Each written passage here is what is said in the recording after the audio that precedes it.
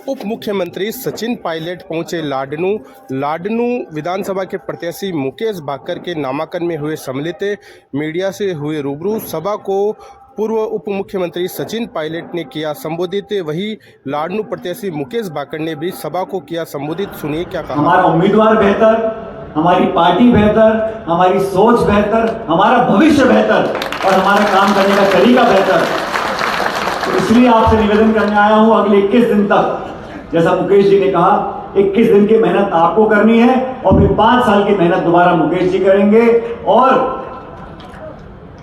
मुकेश भाकर वो व्यक्ति है, मैं व्यक्तिगत बोल सकता हूं। आज मैं 2 दिन पहले अपने विधानसभा क्षेत्र में गया था, मैं नामांकन भर दिया अपना, और आज मैं चुनावी अभियान में निकला हूं। और पहले दिन आज मैं आपके बीच में आया हूं, बड़ी सभा हमारी हो रही है। मैं आप लोगों से आश्वासन चाहता हूं, चाहे कोई चुनाव लड़ ले, और कुछ तो ऐसे लोग चुनाव लड़ रहे हैं, उनको चुनाव नहीं जीतना, उनको मुकेश भाकर की 500, 700, 800, 1000 वोट खराब करनी है। मजहब के नाम पर, जाति के नाम पर, गोत्र के नाम पर, इन सब लोगों से सावधान रहना है। मुख्य मुकाबला हमारा भाजपा से होता है, तो कृपया करके अपनी वोट जाया ना करें। एक एक वोट की कीमत है। और जो माहौल में देख रहा हूं पूरे प्रदेश में, ये 30 साल का जो 5 साल बीजेपी, 5 साल कांग्रेस का जो चलता आ रहा है, उसको विराम देना पड़ेगा। और लोगों का मन है इस बार कि दोबारा कांग्रेस पार्टी की सरकार यहां पर बने, ताकि और दूसरी ताकत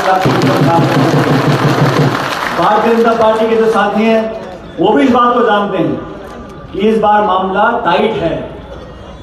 हिमाचल प्रदेश में थी डबल इंजन की सरकार, वो इंजन फेल हो गया। कर्नाटक में थी डबल इंजन की सरकार, वो इंजन फेल हो गया। तो भाई यहाँ राजस्थान को बख्श दो, यहाँ डबल इंजन नहीं चाहिए, हमारा अपना इंजन बहुत अच्छा है। यहाँ पर हम लोग आपके बीच में काम करेंगे और सरकार बनाएंगे। मध्य प्रदेश में सरकार कांग्रेस की बनने जा रही है, छत्तीसगढ़ में कांग्रेस की सरकार बनने जा रही है, और मेरी बात याद रखना, तेलंगाना में भी सरकार कांग्रेस पार्टी की बनने जा रही है। और ये सब सरकार जब राजस्थान और 4 राज्यों में बनेगी और अगले साल चुनाव लोकसभा के हैं, वहां हमारा इंडिया गठबंधन वो और मजबूत होकर उभरेगा। और 10 साल का कार्यकाल देख लिया, अब इनको जयराम जी की बोलो और 2024 में आप गठबंधन की सरकार बनने जा रही है। लेकिन एक एक वोट कीमती है। फौजी के बेटे हैं, मैं भी फौजी का बेटा हूं, मैं फौजी का पोता हूं और मैं खुद फौजी हूं। इसलिए आपको बोल रहा हूं कि लोगों ने जो नीति बनाई है, वो 4 साल वाली भर्ती, अग्निवीर योजना, अग्निवीर योजना बनाई, जो बच्चे मेहनत करें, मुश्किल से नौकरी पाएं और 4 साल में नौकरी खत्म कर घर भेजें। ये जो है, ये राजस्थान के साथ धोखा, देश के साथ धोखा है। आपको नीतियां बनानी है, मनमर्जी करो, लेकिन फौज के संगठन के साथ, भर्ती के साथ, किसान की आमदनी के साथ आप धोखा नहीं कर सकते। हमने मांग रखी थी कि एमएसपी पर एक कानून बनना चाहिए। इन्होंने कानून बनाया कि मंडियों को खत्म कर दो।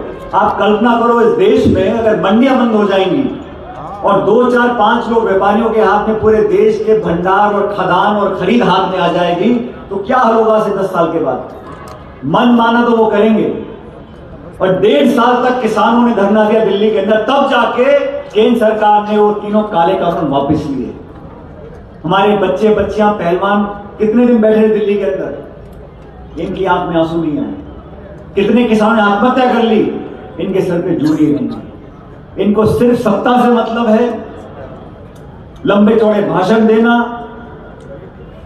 लचीले भाषण देना, इश्तिहार देना, रेशम की झंडियां टांगना, मंदिर मस्जिद की बात करना, गृहिणियों को बहकाना, जज्बातों के साथ लोगों का वोट बटोरना, और 5 साल फिर भूल गया। 5 साल से बीजेपी विपक्ष में राजस्थान में।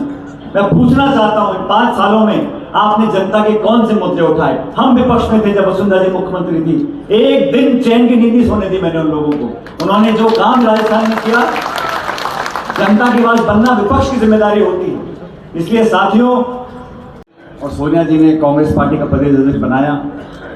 पीसीसी अध्यक्ष बनने के बाद जयपुर में जालूपुरा में विजेंद्र ओला जी का मकान था, एक विधायक का जालूपुरा में।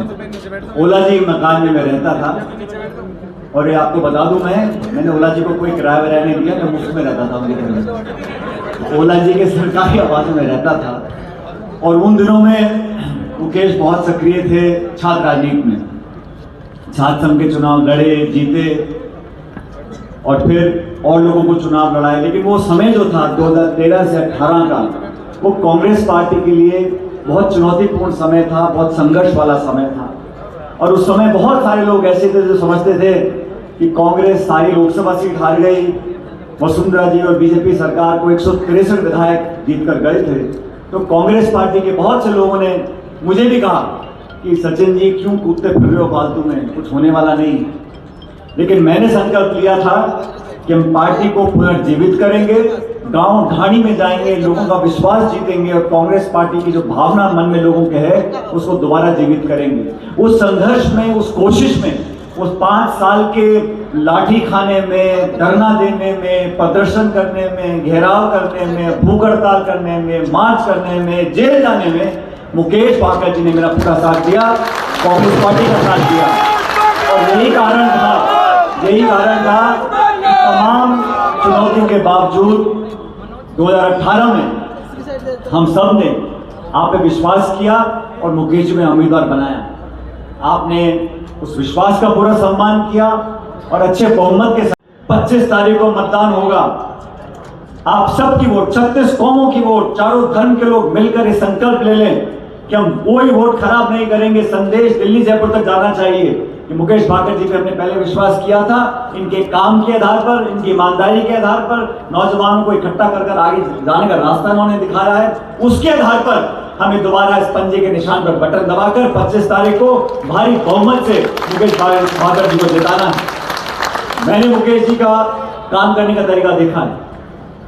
कुछ छोटी मोटी ट्रांसफर पोस्टिंग भी हो तो किसी मंत्री के पूरे प्राणी भी जाता है जब तक काम नहीं होता है। मैंने देखा सचिवालय में देखा है, मंत्रियों के घरों में देखा है, तो अपने क्षेत्र के लोगों की चिंता 24 घंटे इन्होंने करी है।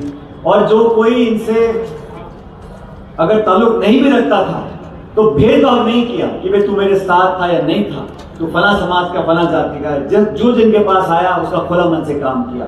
और राजस्थान में आने वाला भविष्य आप सब लोगों का है, आने वाला भविष्य किसानों का है, नौजवानों का है। इसलिए नौजवान को दोबारा हमारे साथ विधानसभा भेजो ताकि वहां बैठकर हम जब सरकार हमारी बनेगी तो उसमें निर्णायक भूमिका मुकेश भाकर जी की भी होगी। मैं आपको बोल सकता हूं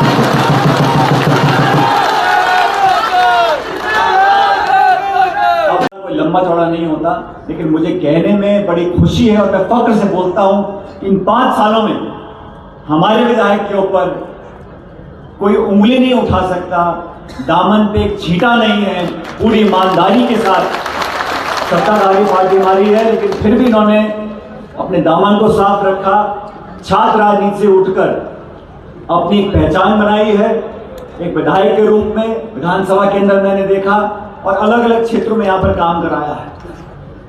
अब आप लोगों को आकलन करना है कि लाडनू विधानसभा क्षेत्र में, राजस्थान में हमारा दल, हमारी सोच, हमारी विचारधारा, हमारा कैंडिडेट, हमारा काम, हमारी आगे की 5 साल की कार्य योजना, इसकी तुलना करनी है। बीजेपी ने 5 साल क्या किया, बीजेपी ने, अब वो क्या कर रहे हैं, कौन उनका उम्मीदवार है। 9 साल वो केंद्र में राज कर रहे हैं बीजेपी ने, उन्होंने क्या दिया? महंगाई दी है, अमीर गरीब की खाई बढ़ा दी है, जीएसटी लागू किया है, नोटबंदी करी है, कारखाने बंद किए हैं, किसान के खिलाफ 3 कानून बनाए उन्होंने। ये तो बीजेपी ने किया और ये हम लोगों ने किया।